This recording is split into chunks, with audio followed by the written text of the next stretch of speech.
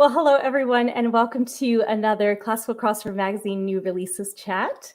I'm thrilled today to be joined by Cantelina, which is Sophie Clarke and Ravi Nathwani. Hi, guys. Hi. How are you both doing? Yeah, good. Thank you. Thank you. Good. How are you, Natasha? So far, very good here in Connecticut. Excited to be chatting with you. Sophie, obviously, we've met before virtually, but it's great to see this new duo that's been formed. So can we start by just each one of you going back and telling us a little bit how you got into music individually? Sure. No, you go. Okay, I'll do it. So, hello everyone. For those who don't know me, I'm Sophie Clarke. I'm a 24-year-old mezzo soprano and actor, originally from Liverpool in the UK, and I'm currently studying at the Royal Northern College of Music. So I've completed my master's there, and I'm now doing a postgraduate diploma in advanced studies, which is in classical singing and opera. So how I first got into music, I always wanted to sing, started singing from when I was 4. I did my first solo in a carol concert. I sung Away in a Manger. But from the age of 7 or 8, I started doing regular concerts for the British Heart Foundation with a lovely gentleman, Ken Fretwell. And since then, I just kept doing more and more concerts. And then from about the age of 15, 16, it really confirmed that that's what I wanted to do and went into it completely full time. I'm Ravi, and I'm also at the Royal Northern with Sophie, and that's how we met, basically. I'm originally from Reading in the south of England, and how I began to play music was I just started having lessons on the guitar, and it just kind of snowballed into a big thing where you just keep on having lessons, do performances in school, and then you kind of find out that you have a passion for this music thing, and then now I'm at the Royal Northern, so it's basically my full-time job. That's exciting. So were there any influences growing up that you were listening to that kind of decided which direction? Because obviously playing guitar and voice, you can go in many different directions musically. So who were your influences growing up? Ooh, I'd probably say mine was a bit of a mix. So I love, obviously, my classical and opera music, and there is a singer called Kathleen Ferrier, quite famous contralto. I really enjoy her recordings, but I also love my classical crossover and my musicals. So I'm a big fan of Barbara Streisand, Judy Garland, and also Karen Carpenter as well. I think her interpretation of words is really special.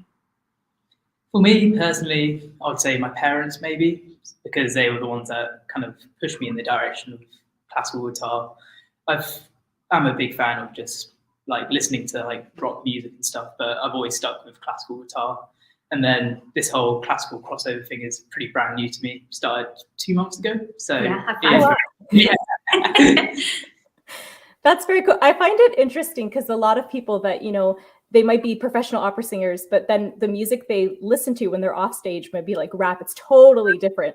So it's fun to have the genre where we can combine those different things together. Can you tell us how you guys met? Obviously, you're at the same music college, so maybe you had a class together or something like that. And it was actually near enough a year ago. In 2 weeks' time, it will be a year ago. Yeah. So we have a Spanish institute here in Manchester called the Instituto Cervantes, and they put on an event every year called the National Day of Spain. And they approached the Royal Northern College of Music asking for a vocalist and guitarist. And I was put forward from the vocal department, Ravi was put forward from the guitar department. We'd never met. And we were told what pieces we were performing, and met for the first time in the practice room with our coach who was helping us with the pieces, and I've never let them get away since. So yeah, that's how it went, and since then we've done lots of concerts together, and we've now formed an official name of Cantelina. So tell me about that name. I'm always very curious when groups choose something, how that kind of speaks to you. So I guess Sophie was like, we need a name. So I was like, yes. I wasn't very much help because I'm not that creative in that sort of sense. But it took us a while. There was a lot of like tennis, I guess. Yeah, it was tennis like this.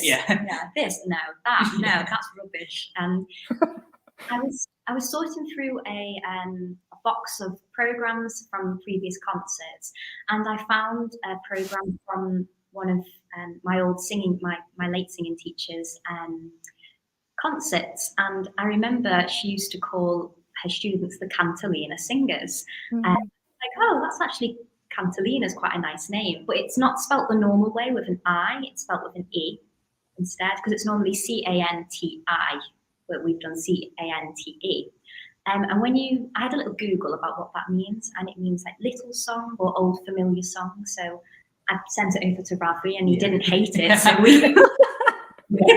I think it's key when you're like trying to figure out a name is that you don't want to have a bad name, but if it sounds all right, then you know it will. If it has a ring, then it'll work. But I think it's got a ring, and also which I'm grateful for Ravi for liking the name as well. It's a nice nod to my singing teacher as well, and for all the work that she's done. I like that. So you said you started at the Spanish Institute, and the first single you've done, I'm going to butcher the name again, Asturiana. Yeah, Asturiana. Okay. Tell us about choosing that. Was that one of the first pieces you did together, or how did you choose that piece? Yeah, so it's part of a bigger song cycle. You can do the pronunciation, I'm bad. So from a set of 7 Spanish songs by a very famous Spanish composer called Manuel de Falla, and the song cycle is called Siete Canciones Populares Españolas. So 7 popular Spanish songs, and Asturiana is number 3. The third song in the set. So we were having a look through the different options of the set, because they're all fantastic and very different as well. Yeah. They're quite varied. But we both just really love number 3, so wanted to release that one first. And can I ask you, so obviously you said, you had a musical connection. Was there something about each other's musicality that really stuck out to you? Like 1 or 2 things you can say that you really enjoy about, maybe the way you hold a phrase or something about the other person? We basically, if you're accompanying someone, you follow the singer. But I do enjoy how Sophie kind of pushes and pulls it, because often you get different interpretations which kind of stay or don't push and pull, ebb and flow. But in the sense that I think it can do that, because like to keep him on his toes. Yeah. But I think with Ravi, if I'm correct, you hadn't accompanied a lot of singers before we met, and just he's so natural at I don't want to say the word following, because when you're in a duo you follow and work with each other, but he's so natural at catching the phrases, and if I want to emphasize things, I don't have to think, oh, I hope Ravi's going to follow me, because he just does. That's very important, though. I find that some people, they're just incredible musicians in their own right, but you can't seem to get that timing right, especially, I don't know, I don't have a great sense of rhythm. So you definitely find those people, and it just, it works. So that's great that you guys have started this duo. We're just going to give a quick live shout out. We have Tuomo joining us. Hi, Tuomo. And we also have Peter Schnook. Hi, Peter. So can you guys tell us about the recording experience for this piece? Did you do it in studio, or did you do it right at the school itself?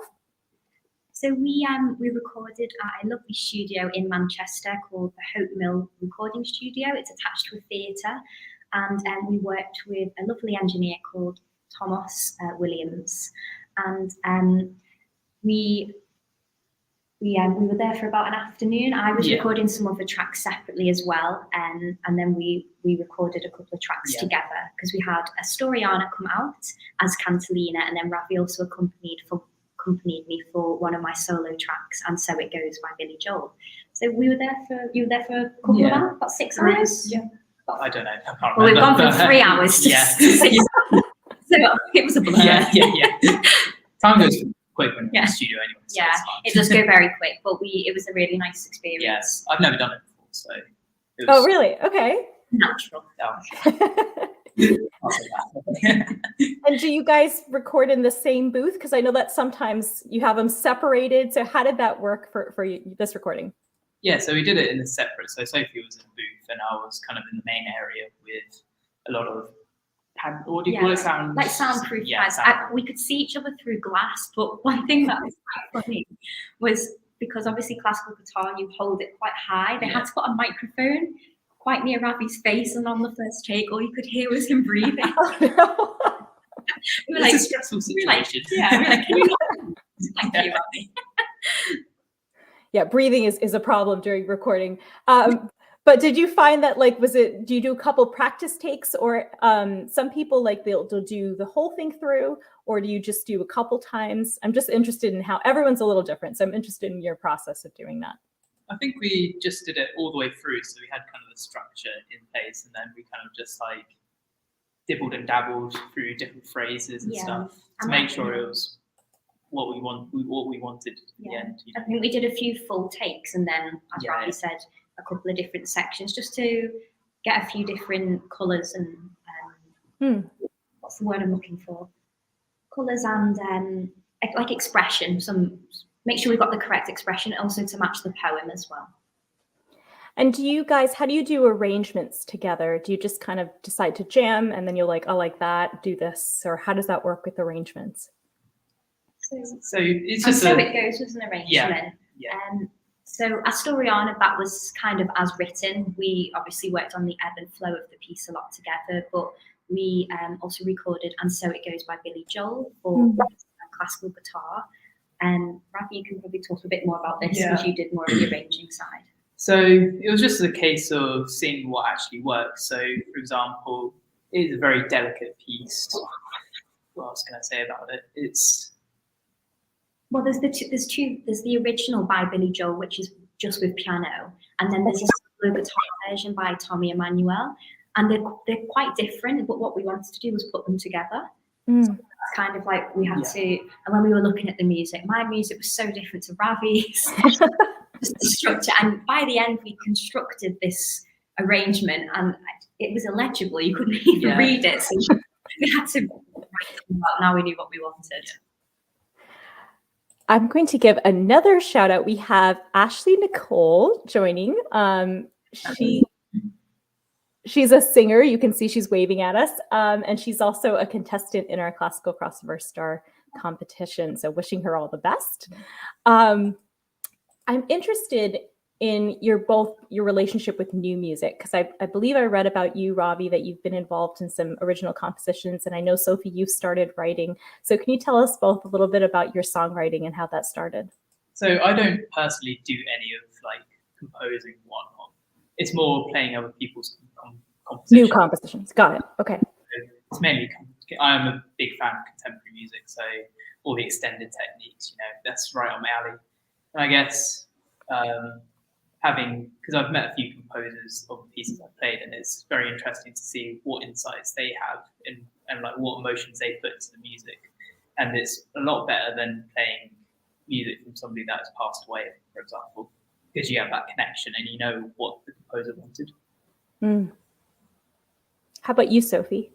Yeah, so I'm the same as Ravi. There's quite a lot of vocal music that's new, and I've got to meet the composers. I got to work with Stephen Huff, who's a very well-known pianist, concert pianist and composer, and our lights have gone off. It's like he heard me. I actually got to sing a piece in my own accent, in a Scouse accent, Liverpool accent. Oh, okay. A bit more unusual because he's originally from Liverpool. And then also myself, I write song lyrics. I've worked with Hannah Keeley, a Liverpool composer, and we wrote a song for a Liverpool charity, Liverpool Heartbeat, which worked with young people all over our area. And the song was called A Song for Us, but that's been out over a year now. That's been out for some time.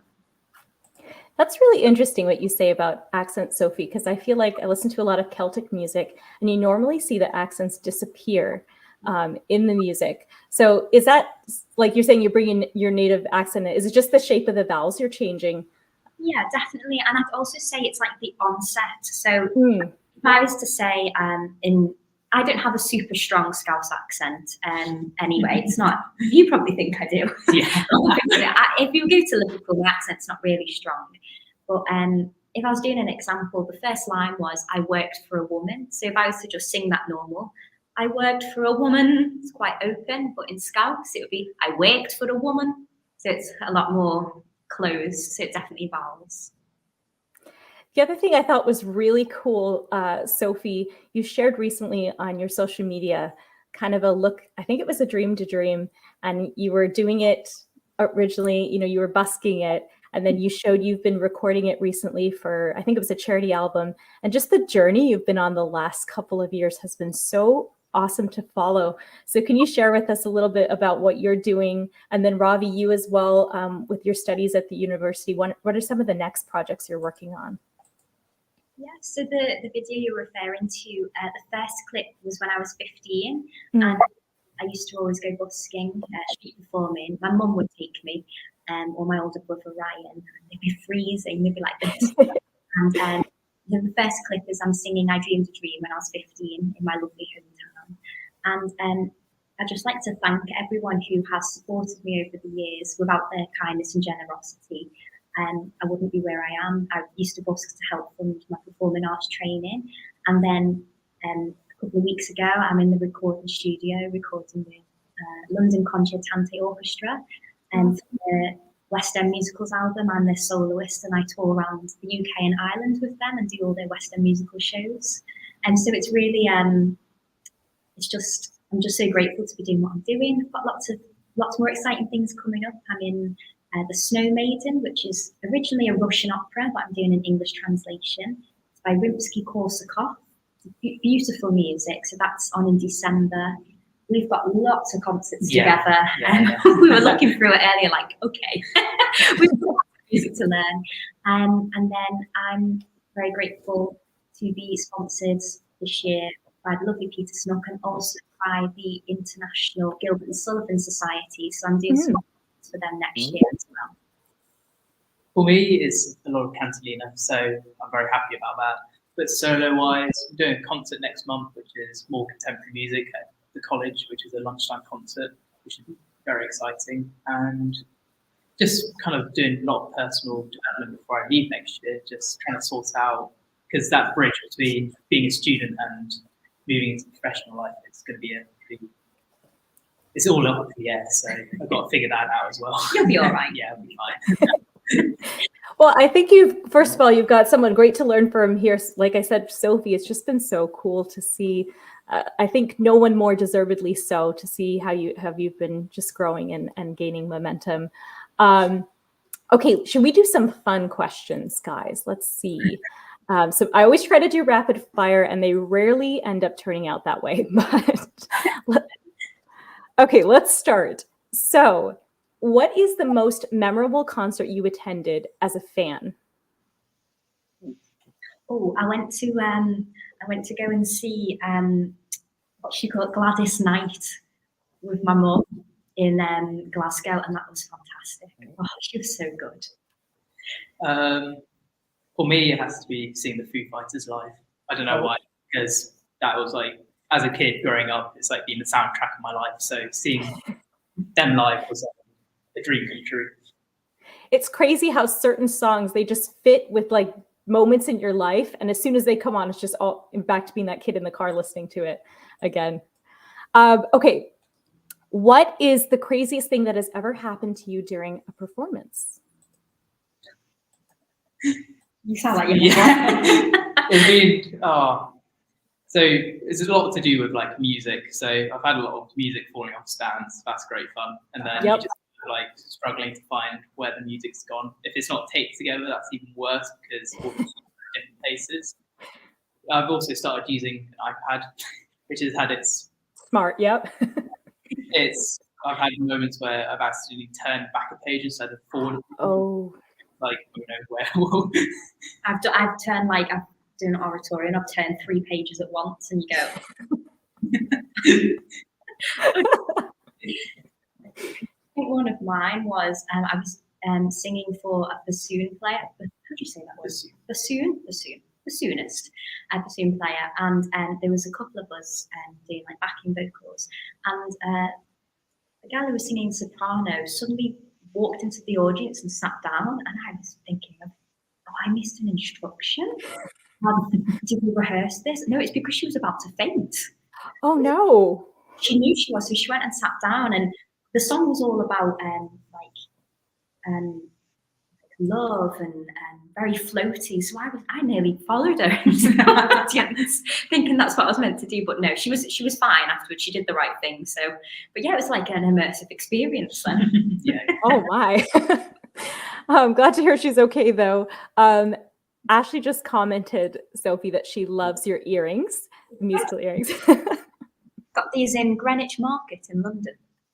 They're very on point for today's conversation. This is a weird question for me, but what type of earphones do you guys prefer? Because I feel like that's a big divide. It's the little in-ears, it's the big ones.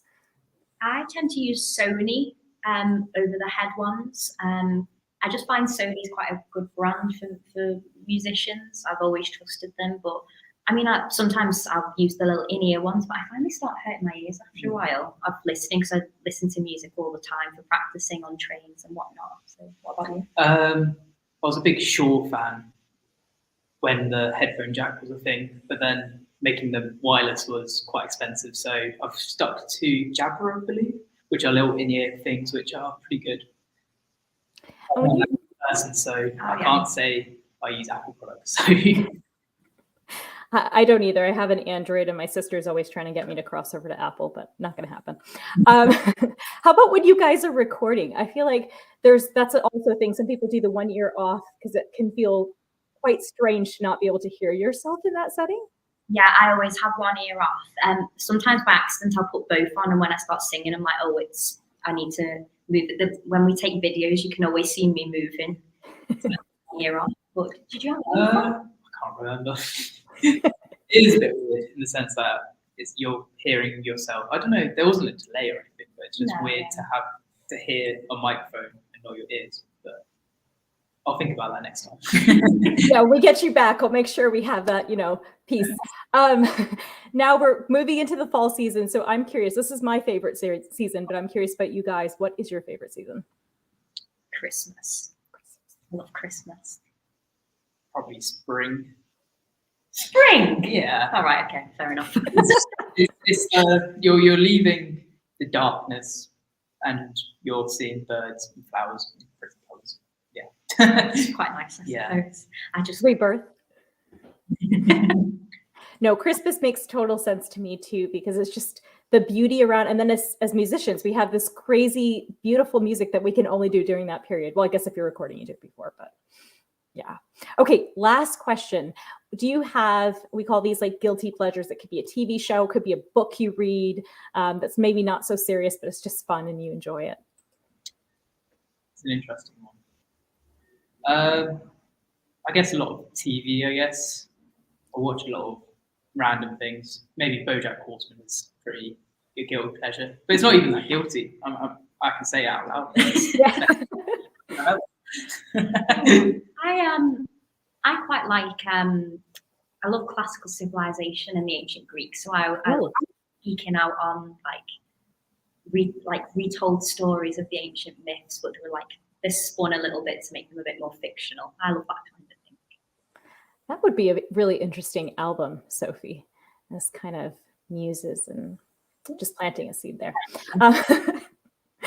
So let me ask you guys, I know you mentioned a busy calendar, so can you share some of your upcoming concerts together where people can see you? Sure. So we have our first one tomorrow, and that is for Manchester's Culture Crawl. So people will be walking for charity all around Manchester City, and they'll be coming to different venues to see different live performances. So we are doing one at the Royal Northern College of Music, and it's in support of Maggie's, which is a cancer charity, and they provide free information, advice, and that kind of thing. So we've got that. And we're doing the National Day of Spain again as well for the Consul of Spain. So it'd be lovely to meet and see lots of new people, and also some old faces that we know too. And then quite a few others as well. Yeah, just a lot of recitals. So a lot of them in churches and different centres. Just got quite a few each month. Yeah. So we're just taking them as they come, and a few things in some hotels as well, which will be nice. And we also have another recording coming out tomorrow. Nice. So tell us about that one. This is our heads up. What's the name? And So it's also from the set of 7 songs, the Siete Canciones, and it's number 5, which is Nana, which is a lullaby. So I'm very excited to be releasing that, and a little hint that the full set will be coming out at some point, but not yet. Yeah. And can people hear these? Will those be some of the repertoire you're including on your concert tomorrow? Yes, we'll be including that, and some classical crossover pieces, and got some Portuguese music as well, and then some English song too. Well, perfect. You guys, this has been just lovely to chat with you. Can you share where people can find you online? Obviously, we'll check you out on Spotify tomorrow. We'll add you to our playlist, but tell us a little bit about your socials. Yeah, so our Instagram is duo.cantelina, and remember, Cantelina is with an E, not an I. And if you'd like to see more about like our biography or some more links, it's via my website. It's www.sophieclarke.co.uk/Cantelina, and there's lots there. There's our email address you can contact us on, and links to different things. Well, perfect. Again, thank you guys both so much. Thank you for having us. And I hope lots of people see you tomorrow. Everyone, please do check them out on Spotify. Their current single is streaming. I'm not going to try and say the title again, but tomorrow there'll also be Nana available. So thank you guys, and we look forward to seeing you next time you have new music. Thank you very much. Bye. Bye.